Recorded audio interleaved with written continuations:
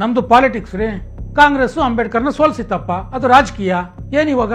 ಈ ಪ್ರಶ್ನೆಯನ್ನ ಪ್ರಿಯಾಂಕ್ ಖರ್ಗೆ ಅವರು ಹಾಕ್ತಾರೆ. Yes, Congress was a political party. ಕಾಂಗ್ರೆಸ್ಸಿಗೆ ಬಾಬಾ ಸಾಹೇಬ್ರಿಗೆ, ಗಾಂಧೀಜಿಯವರಿಗೆ, ಬಾಬಾ ಸಾಹೇಬ್ರಿಗೆ ವ್ಯತ್ಯಾಸಗಳು ರಾಜಕೀಯವಾಗಿತ್ತು. ಅದು ಇತಿಹಾಸ. What Congress and MK Gandhi have done to the untouchables. ಈ ಪುಸ್ತಕದಲ್ಲಿ ಅಂಬೇಡ್ಕರ್ ಅವರು ಕಾಂಗ್ರೆಸ್ ಅನ್ನ ತರಾಟಕ್ಕೆ ತಗೊಂಡಿದ್ದಾರೆ. ಕಾಂಗ್ರೆಸ್ ಪಕ್ಷ ಸೇರೋದು ಅಂದ್ರೆ ಅದು ಆತ್ಮಹತ್ಯೆ ಮಾಡ್ಕೊಂಡ ಹಾಗೆ. ಇದು ಅಂಬೇಡ್ಕರ್ ಅವರು ಹೇಳಿದಂತಹ ಮಾತು. ಭಾರತ ರತ್ನ ಪ್ರಶಸ್ತಿ ನೆಹರು ತಮಗೆ ತಾವೇ ಕೊಟ್ಕೊಂಡ್ರು, ಇಂದಿರಾ ಗಾಂಧಿ ಕೊಟ್ಕೊಂಡ್ರು, ರಾಜೀವ್ ಗಾಂಧಿಗೂ ಸಿಕ್ತು. ಅಂಬೇಡ್ಕರ್ಗೆ ಭಾರತ ರತ್ನ ಕೊಡಬೇಕು ಅಂತ ಕಾಂಗ್ರೆಸ್ಗೆ ಅನಿಸಲೇ ಇಲ್ಲ. ಸ್ನೇಹಿತರೆ ನಮಸ್ಕಾರ, ಹೊಸ ದಿಗಂತ ಡಿಜಿಟಲ್ ಚಾನೆಲ್ಗೆ ಸ್ವಾಗತ. ಇತ್ತೀಚಿನ ದಿನಗಳಲ್ಲಿ RSS ವಿರುದ್ಧ ರಾಜ್ಯದಲ್ಲಿ ವಾಕ್ಸಮರ ಜೋರಾಗ್ತಿರೋದನ್ನ ನಾವೆಲ್ಲ ನೋಡಿದ್ದೇವೆ. ಇದನ್ನು ಶುರು ಮಾಡಿದವರು ಪ್ರಿಯಾಂಕ್ ಖರ್ಗೆ ಅವರು ಅನ್ನೋದು ಎಲ್ರಿಗೂ ಗೊತ್ತಿದೆ. ಚಿತ್ತಾಪುರದಲ್ಲಿ ಪಥಸಂಚಲನಕ್ಕೆ ಮೊಟ್ಟ ಮೊದಲ ಬಾರಿಗೆ ವಿರೋಧ ವ್ಯಕ್ತ ಆಗಿದ್ದನ್ನು ಕೂಡ ನಾವು ನೋಡಿದ್ದೇವೆ. ದಲಿತ ಸಂಘಟನೆಗಳು ಈ ಪಥಸಂಚಲನಕ್ಕೆ ವಿರೋಧ ವ್ಯಕ್ತಪಡಿಸಿದ್ದನ್ನು ನಾವು ಕಂಡಿದ್ದೇವೆ. ಈ ಸಂದರ್ಭದಲ್ಲಿ ಅನೇಕ TV ಡಿಬೇಟ್ಗಳಲ್ಲಿ ಮಾತುಕತೆಗಳನ್ನು ನಾವು ನೋಡ್ತಾ ಬಂದಿದ್ದೇವೆ. RSS ಸಂವಿಧಾನ ವಿರೋಧಿ, RSS ದಲಿತ ವಿರೋಧಿ, RSS ಅಂಬೇಡ್ಕರ್ ವಿರೋಧಿ, ಈ ರೀತಿಯ ಚರ್ಚೆಗಳು TV ಡಿಬೇಟ್ಗಳಲ್ಲೂ ಕೂಡ ಕಂಡು ಬರ್ತಾ ಇದೆ. ಈ ಡಿಬೇಟ್ಗಳಲ್ಲಿ ಇನ್ನೂ ಒಂದು ಮುಖ್ಯವಾದ ಅಂಶವನ್ನು ಕಾಂಗ್ರೆಸ್ ಬೆಂಬಲಿತ ಪ್ಯಾನಲಿಸ್ಟ್ಗಳು ಪ್ರಸ್ತಾಪ ಮಾಡ್ತಾರೆ. ಏನು ಅಂತಂದರೆ, RSS ಅಂಬೇಡ್ಕರ್ ಅವರನ್ನು ಚುನಾವಣೆಯಲ್ಲಿ ಸೋಲಿಸೋದಕ್ಕೆ ತನ್ನೆಲ್ಲ ಶಕ್ತಿಯನ್ನು ಹಾಕ್ಬಿಡ್ತು ಅಂತ. ಇದಕ್ಕೆ ನಗಬೇಕೋ ಅಳಬೇಕೋ ಗೊತ್ತಾಗೋದಿಲ್ಲ. ಆ ಸಂದರ್ಭದಲ್ಲಿ RSSಗೆ ಅಷ್ಟೊಂದು ಶಕ್ತಿ ಇತ್ತಾ ಅನ್ನೋದು ವಿಚಾರ ಮಾಡಬೇಕಾದಂಥ ಒಂದು ಸಂಗತಿ ಇರಲಿ. ಸೊ ಈ ವಿಚಾರದಲ್ಲಿ ನಾನಿವತ್ತು ಹೊರಟಿರೋದೇನು ಅಂತಂದರೆ, ಕಾಂಗ್ರೆಸ್ ಅಥವಾ ಕಾಂಗ್ರೆಸ್ ನಾಯಕರು ಮುಚ್ಚಿಟ್ಟ ಒಂದು ಸತ್ಯವನ್ನು ಪ್ರಿಯಾಂಕ್ ಖರ್ಗೆ ಅವರು ಈ ಹಿಂದೆನೇ ಆಡ್ಬಿಟ್ಟಿದ್ದಾರೆ, ಹೇಳಿಬಿಟ್ಟಿದ್ದಾರೆ ಆ ಸತ್ಯವನ್ನು. ಅದನ್ನು ನಾನು ಇವತ್ತಿನ ವಿಡಿಯೋದಲ್ಲಿ ನಿಮ್ಮ ಮುಂದೆ ಇಡೋನಿದ್ದೇನೆ ಸ್ನೇಹಿತರೆ. ಸೊ ವಾಸ್ತವವಾಗಿ 1952ರ ಚುನಾವಣೆಯಲ್ಲಿ ಜನರಲ್ ಎಲೆಕ್ಷನ್ಸ್ ಏನು ನಡೀತು ಬಾಂಬೆ ವಿಧಾನಸಭಾ ಕ್ಷೇತ್ರದಲ್ಲಿ, ಅಲ್ಲಿ ಅಂಬೇಡ್ಕರ್ ಶೆಡ್ಯೂಲ್ಡ್ ಕ್ಯಾಸ್ಟ್ ಫೆಡರೇಷನ್ ಪಕ್ಷದ ಪರವಾಗಿ ಎಲೆಕ್ಷನ್ಗೆ ನಿಂತಿದ್ರು. ಅವರು 15,000 ಮತಗಳಿಂದ ಸೋತರು. ಅವರ ವಿರುದ್ಧ ಕಾಂಗ್ರೆಸ್ಸಿನ ನಾರಾಯಣ್ ಸದೋಬಾ ಕಜ್ರೋಲ್ಕರ್ ಅವರು ಜಯಭೇರಿಯನ್ನು ಬಾರಿಸಿದ್ರು 15,000 ಮತಗಳ ಅಂತರದಿಂದ. ಈ ನಾರಾಯಣ್ ಕಜ್ರೋಲ್ಕರ್ ಯಾರು? ಇವರು ಆ ಹಿಂದೆ ಅಂಬೇಡ್ಕರ್ ಅವರಿಗೆ ಸಹಾಯಕರಾಗಿದ್ದವರೇ. ಅವರನ್ನೇ ಕರ್ಕೊಂಡ್ಬಂದು ನೆಹರು ಅವರು ಕಾಂಗ್ರೆಸ್ ಪಕ್ಷದಿಂದ ಟಿಕೆಟ್ ಕೊಟ್ಟು ಅಂಬೇಡ್ಕರ್ ಅವರನ್ನು ಸೋಲಿಸಲೇಬೇಕು ಅಂತ ಅವರ ಮತಬುಟ್ಟಿಗೆ ಕೈ ಹಾಕಿ ಅಂಬೇಡ್ಕರ್ ಅವರನ್ನು ಸೋಲಿಸೋದ್ರಲ್ಲಿ ಯಶಸ್ವಿ ಆಗ್ತಾರೆ. ಇಲ್ಲಿ RSS ಪಾತ್ರ ಏನಿದೆ? ಇಲ್ಲಿ ಇನ್ನೂ ಒಂದು ವಿಚಾರ ಇದೆ. ಅದೇ ಚುನಾವಣೆಯಲ್ಲಿ ಕಮ್ಯುನಿಸ್ಟ್ ಪಕ್ಷದಿಂದ SA ಡಾಂಗೆ ಸ್ಪರ್ಧೆ ಮಾಡ್ತಾರೆ. ಅವರು ಗೆಲ್ಲಬೇಕು ಅಂತ ಸ್ಪರ್ಧೆ ಮಾಡೋದಿಲ್ಲ ಸ್ನೇಹಿತರೆ. ಕಾಂಗ್ರೆಸ್ ವಿರೋಧಿ ಮತಗಳು ಸ್ಪ್ಲಿಟ್ ಆಗಬೇಕು ಅನ್ನೋ ಒಂದೇ ಕಾರಣಕ್ಕೆ ಅವರು ಅಲ್ಲಿ ಸ್ಪರ್ಧೆ ಮಾಡ್ತಾರೆ. ಅಂದರೆ ಅಂಬೇಡ್ಕರ್ ಅವರನ್ನು ಸೋಲಿಸಬೇಕು ಅನ್ನೋ ಒಂದೇ ಕಾರಣಕ್ಕೆ. ಅಂದರೆ ಈಗೇನು BJPಯನ್ನು ಸೋಲಿಸಬೇಕು ಅಂತ ಕಮ್ಯುನಿಸ್ಟರು ಮತ್ತು ಕಾಂಗ್ರೆಸ್ನವರು ಕೈ ಜೋಡಿಸ್ತಾರೆ, ಅದೇ ರೀತಿ ಆಗಲೂ ಸಹ ಅಂಬೇಡ್ಕರ್ ಅವರನ್ನು ಸೋಲಿಸಬೇಕು ಅಂತ ಕಮ್ಯುನಿಸ್ಟರು ಮತ್ತು ಕಾಂಗ್ರೆಸ್ಸಿಗರು ಕೈ ಜೋಡಿಸಿದರು. ಹಾಗಾಗಿ ಅಲ್ಲಿ ಅಂಬೇಡ್ಕರ್ 15,000 ಮತಗಳಿಂದ ಸೋತು. ಇಲ್ಲಿ RSS ಇಲ್ಲಿಂದ ಬರಬೇಕು? ಖಂಡಿತ ಇಲ್ಲ. ಅದಾದ ನಂತರದಲ್ಲಿ 1954ರಲ್ಲಿ ಭಂಡಾರ ಬೈ ಎಲೆಕ್ಷನ್ ಆಗುತ್ತೆ, ಅದೇ ಮಹಾರಾಷ್ಟ್ರದಲ್ಲಿ. ಅಲ್ಲಿ ಮತ್ತೆ ಅಂಬೇಡ್ಕರ್ ಸ್ಪರ್ಧೆ ಮಾಡ್ತಾರೆ, ಅದೇ ಶೆಡ್ಯೂಲ್ಡ್ ಕ್ಯಾಸ್ಟ್ ಫೆಡರೇಷನ್ ಪಕ್ಷದಿಂದ. ಆಗ ರಾಷ್ಟ್ರೀಯ ಸ್ವಯಂ ಸೇವಕ ಸಂಘದ ಪ್ರಚಾರಕರಾಗಿದ್ದವರು ಮತ್ತು ತದನಂತರದಲ್ಲಿ ಭಾರತೀಯ ಮಜ್ದೂರ್ ಸಂಘವನ್ನು ಸ್ಥಾಪಿಸಿದವರು, BMS ಅನ್ನು ಸ್ಥಾಪಿಸಿದವರು ದತ್ತೋಪಂತ ಠೇಂಗಡಿ ಅವರು ಅಂಬೇಡ್ಕರ್ ಅವರಿಗೆ ಬೆಂಬಲವಾಗಿ ನಿಲ್ತಾರೆ. ಅಂಬೇಡ್ಕರ್ ಅವರಿಗೆ ಪೋಲ್ ಏಜೆಂಟ್ ಆಗ್ತಾರೆ. ರಾಷ್ಟ್ರೀಯ ಸ್ವಯಂ ಸೇವಕ ಸಂಘದ ಕಾರ್ಯಕರ್ತರು ಅಂಬೇಡ್ಕರ್ ಅವರ ಗೆಲುವಿಗಾಗಿ ಶ್ರಮಿಸ್ತಾರೆ. ಇದು ದಾಖಲೆಗಳಲ್ಲಿರುವಂಥದ್ದು. ಆಗಲೂ ಸಹ ಅಂಬೇಡ್ಕರ್ ಸೋಲನ್ನು ಕಾಣಬೇಕಾಗಿ ಬರುತ್ತೆ. ಆದರೆ ಆಶ್ಚರ್ಯ ಅಂತಂದರೆ, ಅಂಬೇಡ್ಕರ್ ಅವರೇ ಹೇಳ್ಕೊಂಡ ಹಾಗೆ ಆ ಎಲೆಕ್ಷನ್ನಲ್ಲಿ ಅವರಿಗೆ ಬರಬೇಕಾಗಿದ್ದಂತಹ ದಲಿತ ಮತಗಳು ಎಷ್ಟು ಬರಬೇಕಾಗಿತ್ತೋ ಅಷ್ಟೂ ಬಂದು, ಅದರ ಜೊತೆಗೆ ಹೆಚ್ಚುವರಿ ಮತಗಳು ಅವರಿಗೆ ಬಂದಿತ್ತು. ಅಂದರೆ ಹಿಂದೂ ಸಮಾಜದ ಬೇರೆ ಬೇರೆ ವರ್ಗಗಳ ಮತಗಳು ಅಂಬೇಡ್ಕರ್ ಅವರಿಗೆ ಬಂದಿತ್ತು. ಇದನ್ನು ದಾಖಲಿಸ್ತಾರೆ ಅಂಬೇಡ್ಕರ್. ಅಷ್ಟೇ ಅಲ್ಲ, ಇನ್ನು ಮುಂದೆ ನಮ್ಮ ಪಕ್ಷ ಜಾತಿ ಸೂಚಕ ಹೆಸರನ್ನು ಇಟ್ಕೊಳ್ಳೋದು ಬೇಡ ಅಂತ ಹೇಳಿ ಶೆಡ್ಯೂಲ್ಡ್ ಕ್ಯಾಸ್ಟ್ ಫೆಡರೇಷನ್ ಅಂತ ಇರುವಂಥ ಪಕ್ಷದ ಹೆಸರನ್ನು ರಿಪಬ್ಲಿಕನ್ ಪಾರ್ಟಿ ಅಂತ ಬದಲಾಯಿಸ್ತಾರೆ. ಅಷ್ಟರ ಮಟ್ಟಿಗೆ ಅಲ್ಲಿ RSS ಕಾರ್ಯಕರ್ತರು ಅಂಬೇಡ್ಕರ್ ಅವರ ಪರವಾಗಿ ಕೆಲಸ ಮಾಡಿರ್ತಾರೆ. ಇದೆಲ್ಲವನ್ನೂ ಮುಚ್ಚಿಟ್ಟು ಕಾಂಗ್ರೆಸ್ನ ವಕ್ತಾರರು, ಕಾಂಗ್ರೆಸ್ನ ಕೆಲವು ನಾಯಕರು ಚುನಾವಣೆಯಲ್ಲಿ ಅಂಬೇಡ್ಕರ್ ಸೋಲಿಗೆ RSS ಮಾಡಿದ ಕಿತಾಪತಿಯೇ ಕಾರಣ ಅಂತ ವಾದಗಳನ್ನು, ವಿತಂಡವಾದಗಳನ್ನು ಮಂಡಿಸ್ತಾರೆ. ನಾನು ಮೊದಲೇ ಹೇಳಿದಾಗೆ ಪ್ರಿಯಾಂಕ್ ಖರ್ಗೆ ಹೇಳಿದಂತಹ ಒಂದು ಸತ್ಯವನ್ನ, ಅವರ ಒಂದು ಹಳೆ ವಿಡಿಯೋವನ್ನ ನಾನಿವತ್ತು ನಿಮ್ಮ ಮುಂದೆ ಇಡೋನಿದ್ದೇನೆ. ಅದನ್ನು ನೋಡ್ಬಿಡಿ. ನಾನು ಬಹಳ ಸ್ಪಷ್ಟವಾಗಿ ಹೇಳ್ತಾ ಇದ್ದೀನಿ, ಇವರು ಪದೇ ಪದೇ ಕಾಂಗ್ರೆಸ್ ಸೋಲಿಸಿದ್ದು ಅದಕ್ಕೆ. Yes, Congress was a political party, so was Scheduled Caste Federation, so was Republic Party of India. ಕಾಂಗ್ರೆಸ್ಸಿಗೆ ಬಾಬಾ ಸಾಹೇಬ್ರಿಗೆ, ಗಾಂಧೀಜಿಯವರಿಗೆ, ಬಾಬಾ ಸಾಹೇಬ್ರಿಗೆ ವ್ಯತ್ಯಾಸಗಳು ರಾಜಕೀಯವಾಗಿತ್ತು. ಅದು ಇತಿಹಾಸ, ಅದು ನಾನು ಬದಲಾವಣೆ ಮಾಡಕ್ ಆಗೋದಿಲ್ಲ.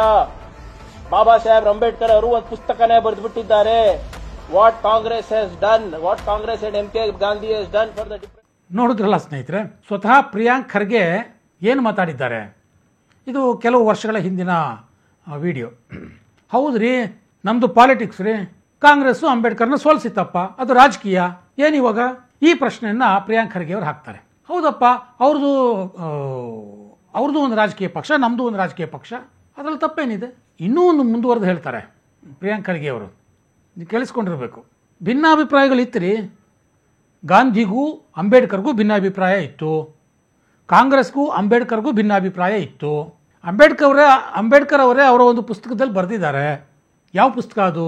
What Congress and MK Gandhi have done to the untouchables. ಈ ಪುಸ್ತಕದಲ್ಲಿ ಅಂಬೇಡ್ಕರ್ ಅವರು ಕಾಂಗ್ರೆಸ್ಸನ್ನು ತರಾಟಕ್ಕೆ ತಗೊಂಡಿದ್ದಾರೆ. ಅದನ್ನು ಪ್ರಿಯಾಂಕ್ ಖರ್ಗೆ ಅವರೇ ಹೇಳ್ತಾರೆ. ಹೌದಪ್ಪ, ಇದೆಲ್ಲ ಆಗಿದೆ ನಿಜ, ಏನಿವಾಗ ಅದನ್ನು ಬದಲಾಯಿಸೋಕ್ಕಾಗತ್ತಾ? ಈಗ ನಾವು ಅಂಬೇಡ್ಕರ್ನ ಒಪ್ಕೊಂಡಿದ್ದೀವಪ್ಪ, ಅಂಬೇಡ್ಕರ್ ಅವರ ನೀತಿ ನಿಲುವುಗಳನ್ನು ಒಪ್ಪಿಕೊಂಡು ಅದರಂತೆ ರಾಜಕೀಯ ಮಾಡ್ತಾ ಇದ್ದೀವಪ್ಪ ಅಂತ ಹೇಳುವಂಥ ಪ್ರಯತ್ನವನ್ನು ಪ್ರಿಯಾಂಕ್ ಖರ್ಗೆ ಅವರು ಆ ಹೇಳಿಕೆಯಲ್ಲಿ ಮಾಡಿದರು. ಇದು ಒಂದು 3-4 ವರ್ಷಗಳ ಹಿಂದಿಂದು ಅಂತ ಅನಿಸುತ್ತೆ. ಈಗ ಪ್ರಿಯಾಂಕ್ ಖರ್ಗೆ ಅವರ 15 ದಿನಗಳ ಹಿಂದಿನ ಮಾತನ್ನು ಕೇಳಿಸಿಕೊಂಡು RSS ವಿರುದ್ಧ ಬೀದಿಗಿಳಿದಂತಹ ಕೆಲವು ಸಂಘಟನೆಗಳ ಕಾರ್ಯಕರ್ತರು ಪ್ರಿಯಾಂಕ್ ಖರ್ಗೆ ಅವರ ಈ ಮಾತನ್ನು ಕೇಳಿಸ್ಕೊಳ್ಬೇಕು. ಅಂಬೇಡ್ಕರನ್ನು ಸೋಲಿಸಿದ್ದು ಕಾಂಗ್ರೆಸ್ಸು, ಅಂಬೇಡ್ಕರ್ಗೆ ಕಾಂಗ್ರೆಸ್ಸನ್ನು ಕಂಡ್ರೆ ಆಗ್ತಾ ಇರಲಿಲ್ಲ. ಹೀಗಿರುವಾಗ ಹಸಿ ಸುಳ್ಳುಗಳ ಮುಖಾಂತರ RSS ವಿರುದ್ಧ ದಲಿತ ಸಂಘಟನೆಗಳನ್ನು ಎತ್ತಿ ಕಟ್ಟುವಂತಹ ಕಾರ್ಯವನ್ನು ಪ್ರಿಯಾಂಕ್ ಖರ್ಗೆ ಅವರು ಮಾಡ್ತಾ ಇದ್ದಾರೆ. ಬರೀ ಪ್ರಿಯಾಂಕ್ ಖರ್ಗೆ ಅವರಷ್ಟೇ ಅಲ್ಲ, BK ಹರಿಪ್ರಸಾದ್ ತರದವರು ಮತ್ತು ಇನ್ನೂ ಅನೇಕ ನಾಯಕರು ಮತ್ತು ಅವರ ಹೇಳಿಕೆಗಳನ್ನು ಆಧರಿಸಿ TV ಡಿಬೇಟ್ಗಳಲ್ಲಿ ಮಾತನಾಡುವಂತಹ ಕಾಂಗ್ರೆಸ್ ವಕ್ತಾರರು. ಸೊ ಹಾಗಾದರೆ ಅಂಬೇಡ್ಕರ್ ಕಾಂಗ್ರೆಸ್ ಬಗ್ಗೆ ಯಾವ ಅಭಿಪ್ರಾಯವನ್ನು ಇಟ್ಕೊಂಡಿದ್ರು? Joining the Congress is suicidal. Congress ಪಕ್ಷ ಸೇರೋದು ಅಂದರೆ ಅದು ಆತ್ಮಹತ್ಯೆ ಮಾಡಿಕೊಂಡ ಹಾಗೆ. ಇದು ಅಂಬೇಡ್ಕರ್ ಅವರು ಹೇಳಿದಂತಹ ಮಾತು. ಯಾಕೆಂದರೆ ಅಸ್ಪೃಶ್ಯತೆ ಬಗ್ಗೆ ಕಾಂಗ್ರೆಸ್ ಯಾವುದೇ ನಿಲುವನ್ನು ಹೊಂದೋದ್ರಲ್ಲಿ ವಿಫಲ ಆಗಿದೆ ಅನ್ನೋದು ಅವತ್ತು ಅಂಬೇಡ್ಕರ್ ಅವರ ಸ್ಪಷ್ಟ ನಿಲುವಾಗಿತ್ತು. ಮಹಾತ್ಮ ಗಾಂಧಿಯವರಿಗೆ ಅಂಬೇಡ್ಕರ್ ಹೇಳ್ತಾರೆ ಆ ಪುಸ್ತಕದಲ್ಲಿರುವ ಹಾಗೆ, MK ಗಾಂಧಿಯವರೇ, ನಾನು ಹುಟ್ಟೋದಕ್ಕಿಂತ ಮುಂಚೆಯೇ ನೀವು ಅಸ್ಪೃಶ್ಯತೆಯ ಸಮಸ್ಯೆಯ ಬಗ್ಗೆ ಮಾತನಾಡೋದಕ್ಕೆ ಶುರು ಮಾಡಿದಿರಿ, ಅದು ಓಕೆ, ಆದರೆ ನಿಮ್ಮ ಕಾಂಗ್ರೆಸ್ ಪಕ್ಷ ಅಸ್ಪೃಶ್ಯತೆಯ ನಿವಾರಣೆಗಾಗಿ ಯಾವ ರೀತಿಯ ಬದ್ಧತೆಯೂ ಇಲ್ಲದಂತಹ ಪಕ್ಷ ಅನ್ನುವಂಥ ನೇರ ಮಾತುಗಳನ್ನು ಅಂಬೇಡ್ಕರ್ ತಮ್ಮ ಪುಸ್ತಕದಲ್ಲಿ ಬರೀತಾರೆ. ಮತ್ತೊಂದು ವಿಚಾರ ಕಾಂಗ್ರೆಸ್ ನಾಯಕರು ಹೇಳುವಂಥದ್ದು, ಸೊ ಹಿಂದೂ ಕೋಡ್ ಬಿಲ್ನ RSS ಮತ್ತು ಹಿಂದುತ್ವದ ಸಂಘಟನೆಗಳು ವಿರೋಧ ಮಾಡಿಬಿಟ್ರು, ಅದಕ್ಕೋಸ್ಕರ ಅಂಬೇಡ್ಕರ್ ನೆಹರು ಸಂಪುಟಕ್ಕೆ ರಾಜೀನಾಮೆ ಕೊಟ್ಬಿಟ್ರು ಅಂತ. ವಾಸ್ತವವಾಗಿ ನಡೆದಿದ್ದೇನು? ಹಿಂದೂ ಕೋಡ್ ಬಿಲ್ಲನ್ನು ಅಂಬೇಡ್ಕರ್ ಮಂಡನೆ ಮಾಡಿದಾಗ ಸ್ವತಃ ಕಾಂಗ್ರೆಸ್ಸಿಗರೇ ಅದನ್ನು ವಿರೋಧ ವ್ಯಕ್ತಪಡಿಸ್ತಾರೆ. ಆಗಿನ ರಾಷ್ಟ್ರಪತಿಗಳಾಗಿದ್ದಂಥ ಬಾಬು ರಾಜೇಂದ್ರ ಪ್ರಸಾದ್ ಓಪನ್ ಆಗಿ ಹೇಳ್ತಾರೆ, ಇದನ್ನು ನಾವು ಒಪ್ಕೊಳ್ಳೋದಕ್ಕೆ ಸಾಧ್ಯ ಇಲ್ಲ, ಇದರಲ್ಲಿ ಅನೇಕ ಸುಧಾರಣೆಗಳಿವೆ. ಹಾಗಾಗಿ ರಾಷ್ಟ್ರಪತಿಗಳೇ ಹಾಗೆ ಹೇಳಿದ ಮೇಲೆ ಉಳಿದ ಕಾಂಗ್ರೆಸ್ ನಾಯಕರು ಪಾರ್ಲಿಮೆಂಟ್ನಲ್ಲಿ ಅದನ್ನು ಸ್ಪಷ್ಟವಾಗಿ ವಿರೋಧಿಸ್ತಾರೆ. ಆದರೆ ನೆಹರು ಮುಗುಮ್ಮ ಕೂತಿರ್ತಾರೆ. ತಾವು ಕಾಂಗ್ರೆಸ್ ಪಕ್ಷದ ನಾಯಕರು ಇದನ್ನು ಒಪ್ಕೊಳ್ಳಿ ಅಂತ ಯಾವ ಕಾರಣಕ್ಕೂ ಅದನ್ನು ವಿರೋಧಿಸುವಂತಹ ಕಾಂಗ್ರೆಸ್ ಸಂಸದರಿಗೆ ಅವರು ಹೇಳೋದೇ ಇಲ್ಲ. ಇದನ್ನು ನೋಡಿದಂತಹ ಅಂಬೇಡ್ಕರ್ ಒಂದು ಮಾತನ್ನು ಹೇಳ್ತಾರೆ, ಕಾಂಗ್ರೆಸ್ಸಿಗರು ಹಿಂದೂ ಕೋಡ್ ಬಿಲ್ ಬಗ್ಗೆ ಯಾವುದೇ ಒಂದು ಸ್ಪಷ್ಟ ನಿಲುವನ್ನು ತಗೊಳ್ತಾ ಇಲ್ಲ, ಇದನ್ನು ಬೇಕತ್ತಲೇ ವಿಳಂಬ ಮಾಡ್ತಾ ಇದ್ದಾರೆ, ಇದು ಹಾಗೆ ಬಿದ್ದು ಹೋಗಬೇಕು ಅನ್ನುವಂಥದ್ದೇ ಅವರ ಒಂದು ಇರಾದೆ ಇದ್ದಾಗಿದೆ ಅಂತ ಹೇಳಿಬಿಟ್ಟು ಕಾಂಗ್ರೆಸ್ ಸಂಸದರ ಈ ನಡವಳಿಕೆಗೆ ಬೇಸತ್ತು ನಾನು ಸಂಪುಟಕ್ಕೆ ರಾಜೀನಾಮೆ ಕೊಡ್ತೀನಿ ಅಂತ ಸಚಿವ ಸ್ಥಾನಕ್ಕೆ ರಾಜೀನಾಮೆ ಕೊಡ್ತಾರೆ. ಸೊ ಅವರು ರಾಜೀನಾಮೆ ಕೊಟ್ಟಿದ್ದು ಹಿಂದುತ್ವವಾದಿ ಶಕ್ತಿಗಳಿಂದಾಗಿ ಅಲ್ಲ, ಅವರು ರಾಜೀನಾಮೆ ಕೊಟ್ಟಿದ್ದು ಕಾಂಗ್ರೆಸ್ಸಿಗರ ನಿಲುವಿನಿಂದಾಗಿ. ಇದನ್ನು ದಲಿತ ಸಂಘಟನೆಗಳು ಅರ್ಥ ಮಾಡ್ಕೊಳ್ಬೇಕು. ಅದಾದ ನಂತರದಲ್ಲಿ ಅವರ ಸಾವಿನ ನಂತರ ಏನಾಯಿತು ಅನ್ನೋದು ನಿಮ್ಗೆ ಗೊತ್ತೇ ಇದೆ. ಅವರ ಅಂತ್ಯಕ್ರಿಯೆ ನಡೆಸೋದಕ್ಕೆ ನವದೆಹಲಿಯಲ್ಲಿ ಜಾಗ ಕೊಡೋದಿಲ್ಲ ಆಗಿನ ಕಾಂಗ್ರೆಸ್ ಸರ್ಕಾರ. ಎಂಥ ಮಾನವೀಯತೆಯ ಬಗ್ಗೆ ಮಾತಾಡ್ತಾರೆ, ಇವತ್ತು ಭಾಷಣ ಮಾಡ್ತಾರೆ ವೇದಿಕೆ ಮೇಲೆ. ಕೊನೆಗೆ ಅದನ್ನು ಮಹಾರಾಷ್ಟ್ರಕ್ಕೆ ತರಬೇಕಾಗತ್ತೆ. ಮಹಾರಾಷ್ಟ್ರಕ್ಕೆ ಶವವನ್ನು ತರುವಾಗ ಅವ್ರ ಹತ್ರ ದುಡ್ಡಿರೋದಿಲ್ಲ, 3,000 5,000 ದುಡ್ಡಿರೋದಿಲ್ಲ. ಅದನ್ನು ಬೇರೆಯವ್ರ ಹತ್ರ ಹೊಂದಾಣಿಕೆ ಮಾಡಿಕೊಂಡು ಹೊಂದಿಸ್ಕೊಂಡು ತರಬೇಕಾಗತ್ತೆ. ಈ ಮಟ್ಟಕ್ಕೆ ಕಾಂಗ್ರೆಸ್ ಅಂಬೇಡ್ಕರ್ ಅವರಿಗೆ ಅವಮಾನ ಮಾಡಿತ್ತು ಸ್ನೇಹಿತರೆ. ಸೊ ಕಾಂಗ್ರೆಸ್ ವಿರುದ್ಧ ಇಷ್ಟೆಲ್ಲ ಸ್ಪಷ್ಟ ನಿಲುವುಗಳನ್ನು ಹೊಂದಿದ್ದಂತಹ ಅಂಬೇಡ್ಕರ್ RSS ವಿರುದ್ಧ ಯಾವಾಗ ಮಾತಾಡಿದ್ರು? ಅಂಬೇಡ್ಕರ್ RSS ವಿರೋಧಿ ಯಾವಾಗ ಆಗಿದ್ರು? RSS ವಿರುದ್ಧ ಅಂಬೇಡ್ಕರ್ ಮಾತನಾಡಿದ ಒಂದೇ ಒಂದು ಉದಾಹರಣೆಯನ್ನು ಇಲ್ಲಿಯವರೆಗೆ ಯಾವ ಕಾಂಗ್ರೆಸ್ ನಾಯಕರು ಕೊಟ್ಟಿಲ್ಲ ಸ್ನೇಹಿತರೆ. ಯಾವತ್ತೂ ಅಂಬೇಡ್ಕರ್ RSSನ್ನು ವಿರೋಧಿಸಿಲ್ಲ ಅನ್ನೋದು ಇದರಿಂದ ಸ್ಪಷ್ಟ ಆಗುತ್ತೆ. ಅಷ್ಟೇ ಅಲ್ಲ, RSS ಶಾಖೆಗೆ ಹೋಗಿದ್ದಂಥ ಅಂಬೇಡ್ಕರ್ ಅಲ್ಲಿ ಜಾತಿಯ ಲವಲೇಶವೂ ಇಲ್ಲದನ್ನು ನೋಡಿ ನಿಜಕ್ಕೂ ಆಶ್ಚರ್ಯಪಟ್ಟಿದ್ರು, ಖುಷಿಪಟ್ಟಿದ್ರು. ಇವತ್ತು ಮಾತೆತ್ತಿದ್ರೆ ಅಂಬೇಡ್ಕರ್ ಯಾಕಾಗಿ? ಕೇವಲ ಓಟಿಗಾಗಿ. ಅದು ಬಿಡಿ, ಭಾರತ ರತ್ನ ಪ್ರಶಸ್ತಿ ನೆಹರು ತಮಗೆ ತಾವೇ ಕೊಟ್ಕೊಂಡ್ರು, ಇಂದಿರಾ ಗಾಂಧಿ ಕೊಟ್ಕೊಂಡ್ರು, ರಾಜೀವ್ ಗಾಂಧಿಗೂ ಸಿಕ್ತು. ಇಷ್ಟಾದರೂ ಅಂಬೇಡ್ಕರ್ಗೆ ಭಾರತ ರತ್ನ ಕೊಡಬೇಕು ಅಂತ ಕಾಂಗ್ರೆಸ್ಗೆ ಅನ್ನಿಸಲೇ ಇಲ್ಲ. ಅಂಬೇಡ್ಕರ್ಗೆ ಭಾರತ ರತ್ನ ಸಿಕ್ಕಿದ್ದು ಅವರು ಪ್ರಾಣ ಕಳೆದುಕೊಂಡು ಎಷ್ಟೋ ವರ್ಷಗಳ ನಂತರ, ಅಂದರೆ 1991ರಲ್ಲಿ, ಅದು ಕಾಂಗ್ರೆಸ್ಸೇತರ ಸರ್ಕಾರ ಇದ್ದಾಗ. ಇವರು ನಾವು ಅಂಬೇಡ್ಕರ್ ಅನುಯಾಯಿಗಳು ಅಂತ ಹೇಳ್ಕೊಳ್ತಾರೆ.